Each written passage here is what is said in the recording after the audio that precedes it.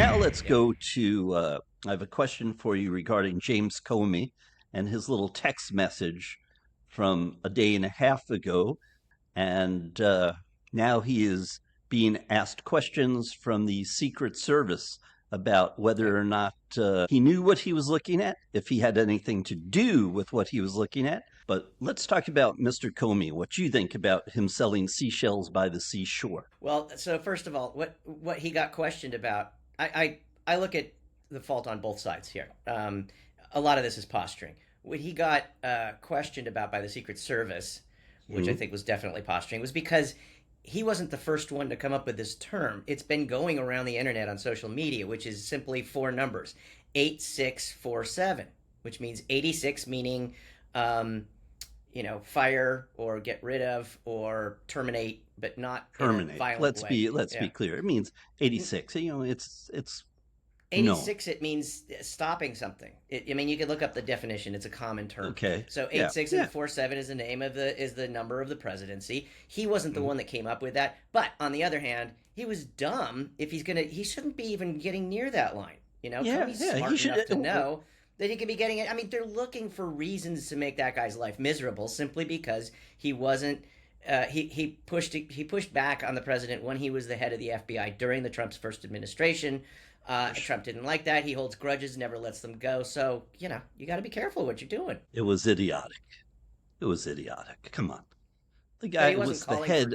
he wasn't The calling for death or anything like that. No matter what they're going to say, they know that. well, yeah, but he knows that's what it means, and he was. That's not what it means. But he Come should on. have guessed that they It could could read be. into that. Well, yeah, he knows enough, being the ex-head of the FBI, that someone could take it like that. And if the ex-head of That's what the he should. FBI is putting something that says, "Oh, this is an interesting collection of seashells by the seashore, 8647." Come on, please. He's smart enough to know what he did. I agree. He, Yeah, you know, like I said, he you should have know. he should have not gotten near the line. So let's get away from that, and let's talk about Biden. Not the last news on Biden, which is unfortunate. Okay. But let's Sure. talk about the news regarding the fact that certain people in the media are now writing books on Biden, saying that and admitting that he was out of his, let's say, he did not have the mental capacity to basically be running the White Hmm. House the last 2 years. And do you view that as a cover up by the media? Because certainly people were talking about it in the Republican circles and the centrist circles too. There were signs that Biden was, shall I use the word, unfit mentally. Yeah, there were signs, and I think we could all So, see them. Certainly at that debate, but he was being sort of kept outside the public eye. And there yeah, were questions in several news conferences over that period where people were correct. asking about the president's, cognitive abilities. And anytime, if they knew better, then they were lying because they kept But, saying, no, he's fine, he's fine, he's fine. Clearly, he wasn't. Um, right. But and doesn't this make you look at the media, certain segments of the media, and say, they knew. Why didn't they speak about it? It yeah, wasn't as if we were in an FDR World War II situation where people didn't want to talk about the health of the United States president because he was deteriorating. We were and because in it was a wartime supposedly footing. peacetime. We were in peacetime. Why Right. Yeah, didn't people in the media, I agree. certain outlets, I'm not even going to name them, come Yep. out and say, listen, we actually know he's suffering? Apparently, he didn't recognize George Clooney at some function. Right. Okay. If you heard now the leaked audio from his interview with her, who was investigating why files were in the garage, Biden does not sound well. We spoke about this in a Yeah. episode a few months ago. Hmm. You know, Yeah, I agree. And I'll go further than you. I think that everyone on that end is to blame, and I'll lay most of the blame with the people around Biden. They should have been more clear and straightforward about all this. The mhm, cabinet should have known. There are real they wartime. I knew. mean, there are Come on, real Scott. consequences that are deadly. And they Yeah, could have yeah, invoked the 26th Amendment. Maybe they should have, absolutely. and that would have made Absolutely. Kamala Harris president, who's I think she's perfectly competent. I like her. Um, this is their fault. The reporting, even if reporters knew about it, they're reporting what they're told to report.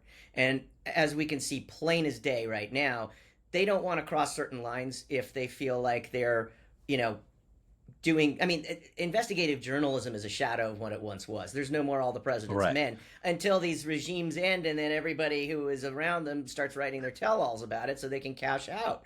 And Well, it's this a is shame. the problem. I'm kind of Th- angry about it, actually. yeah, this is the problem with these tell-all books, and kind of the point I'm making here is why should we even take seriously some of these tell-all books that are coming from certain people in the media that suddenly admit, well, we knew 2 years ago, or it was known 2 years ago. Let's put Right? it that way. Yeah. And this brings up my whole distrust of politicians in general. Okay, Mm-hmm. I'm a centrist. I'm an independent, clear as Mm-hmm. day. Okay, I don't trust politicians on the left. I don't Mm-hmm. trust politicians on the right. Simple as that. I don't Me trust them neither. here where I live. I don't trust them anywhere. I sound like Dr. Do Zeus you a do you little trust bit. them in a box or Now, with a fox?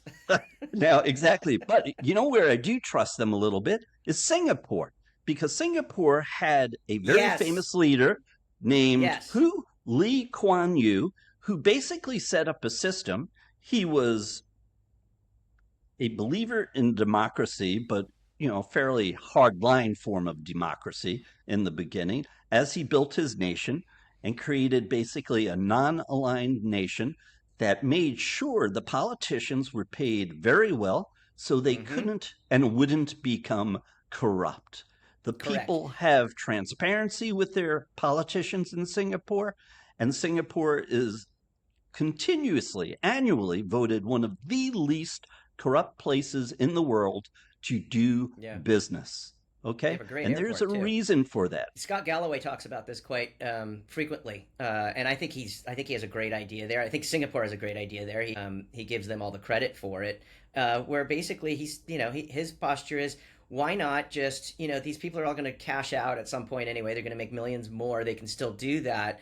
But why, and especially when it comes to insider trading, which we're seeing right and left now with this administration, and with people like Nancy Pelosi, who are in Congress and yet cashing out, using the stock market to their benefit because they know what kinds of policies are coming up, so they'll be able to. We still see this now.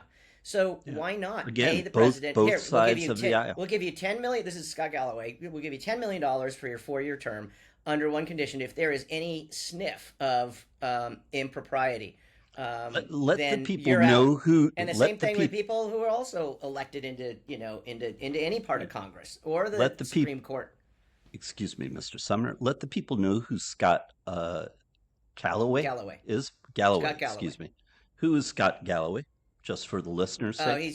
he's fairly famous. He's a podcaster, and he has 3 or 4 podcasts on, including Pivot, with Kara Swisher, who's a reporter, Mhm. and he has several of his own called the Prof G Show. There's a few of them. He's on a lot of he guests on a lot of other media Okay. and late night Yeah. shows Thank and you. things. Thank you. Super smart guy. Yeah.